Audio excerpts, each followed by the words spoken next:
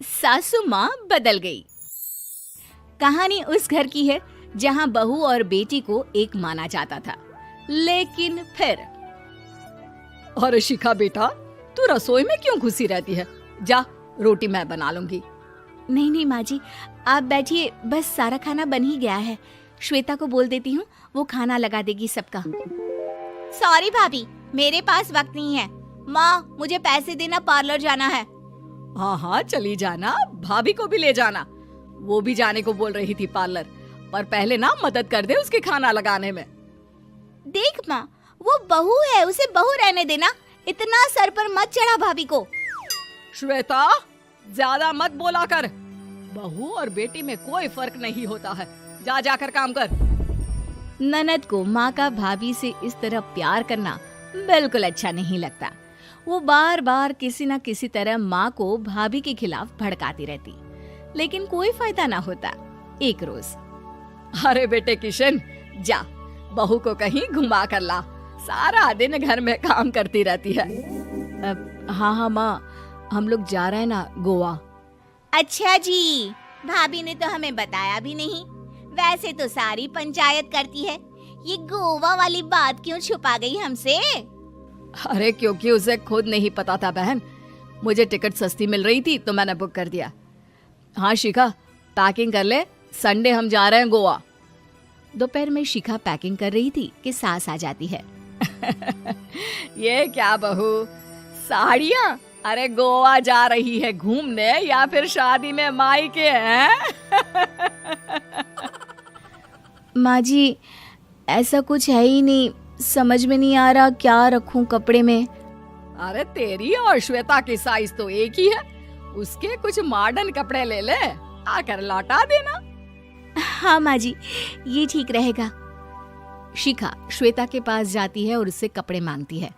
ना जी ना, मैं अपने कपड़े ना दूं, वैसे भी फैल जाएंगे मेरे कपड़े, बहुत महंगे वाले हैं। शिखा मुंह लटकाकर कमरे में आ जाती है तो सास कहती है, चल तैयार हो जा, तुझे मैं शॉपिंग करा कर लाती हूँ गोवा की।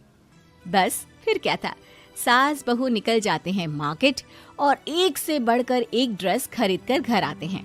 पहले बता देती कि नए कपड़े दिलाने वाली है भाभी को, तो मैं अपने ही दे देती ना भाभी को, मुझे दिला देती नए कपड़े। देख श्वेता, परिवार का मतलब सबके साथ रहना होता है, ना कि सिर्फ अपना सोचना। वैसे भी तुझे अच्छे संस्कार सीखने चाहिए।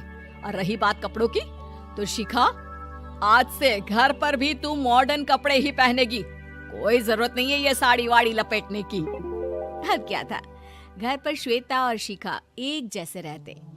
एक बार पड़ोसन आती है। अरे बेटा, अपनी माँ को तो बुलाना जरा, बात करनी है। शिखा सास को बताती है और रसोई में चली जाती है।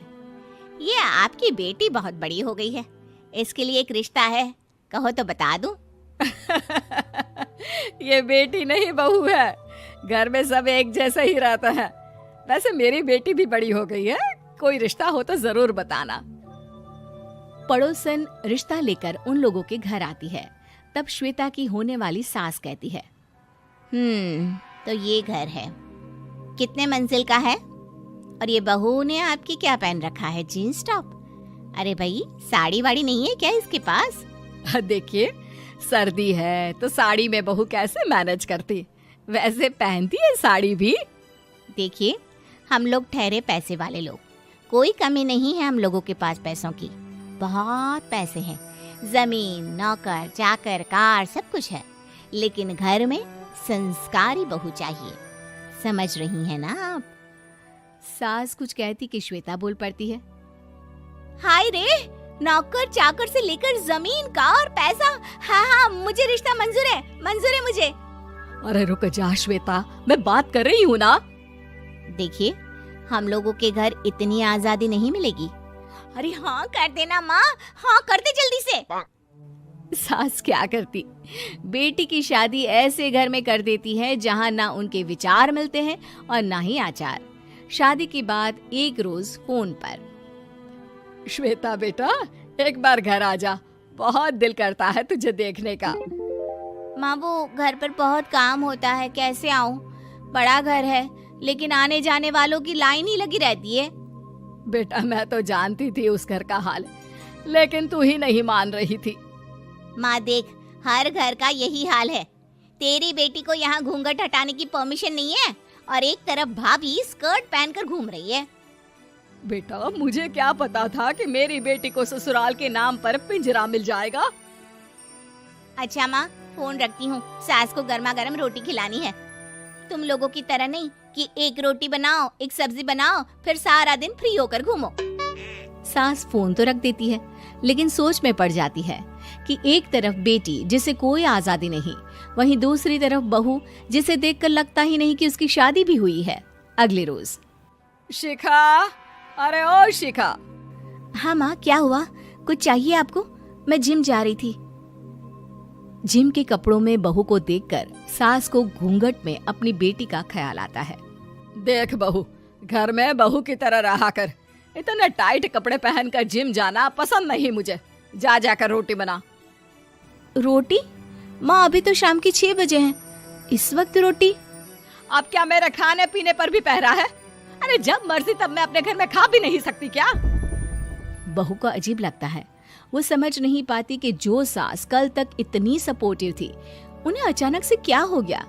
वो किचन में जाती है, गरम रोटी के साथ 2 तरह की सब्जी, रायता, सलाद सब लेकर सास के पास आती है। माँ जी, खाना। इतना सारा खाना? राक्षस समझा है क्या मुझे? रोटी मांगी थी मैंने गर्मा गर्म बस। पर माँ जी, रोटी खाती किससे आप? सब्जी तो बनानी थी ना। अरे भूख मर गई मेरी तेरी बहस से। जा जाकर काम कर, अंदर पूरी रसोई साफ कर। बहू अंदर चली जाती है। थोड़ी देर में श्वेता घर आती है। अरे शिखा, जल्दी से चाय ला, पकवान बना, मेरी बेटी आई है। अरे नहीं नहीं माँ, ड्राइवर बाहर खड़ा है। मैं तो घर का कोई सामान खरीदने के बहाने यहाँ आ गई हूँ, मुझे जाना होगा। अरे बेटा, पर कितने दिनों बाद देख रही हूँ तुझे, रहने आ जाना 2-4 दिन के लिए। आ जाऊंगी माँ, जब मेरी सास मरेगी तब। मैं तो रोज मन्नत मानती हूँ कि मेरी सास मर जाए तो अच्छा है। अच्छा चल, जा रही हूँ माँ। हे भगवान, कैसे कैसे दिन देखने पड़ रहे हैं मेरी बेटी को। सास अंदर जाती है, जहाँ श्वेता की जिम वाली सहेली का फोन आया होता है। क्या बात है, आज जिम नहीं आई? अरे पता नहीं यार, आज माँ को क्या हो गया अचानक। पर खैर कोई नहीं, लगता नहीं कि मैं अब जिम आ पाऊंगी। शिखा स्पीकर पर बात कर रही थी, जिसे सास सुन रही थी। यार ये सास ना होती ही ऐसी है। मैं तो कहती हूँ बुढ़िया जल्दी मरे और तू आराम से जिए। शिखा को सहेली की बात पर गुस्सा आ जाता है। माँ के मरने की कौन सा बच्चा दुआ मांगता है मोहिनी? आगे से ऐसी बात मेरे सामने मत करना। हमारे घर की शोभा ही माँ है। क्या हुआ जो थोड़ी सख्ती दिखा रही है? उसमें भी कोई ना कोई उनकी भलाई ही होगी। मैं तो कहती हूँ भगवान मेरे जैसी सास सबको दे, जो सिर्फ माँ की तरह है। सास वाली तो कोई बात ही नहीं है उनमें। सास ये बात सुन रही थी। उनकी आंख में आंसू आ जाते हैं कि क्यों वो बेटी की किस्मत में बहू को भी भागीदार बना रही थी। शिखा, अरे ओ शिखा, क्या हो गया? जिम नहीं जाना क्या?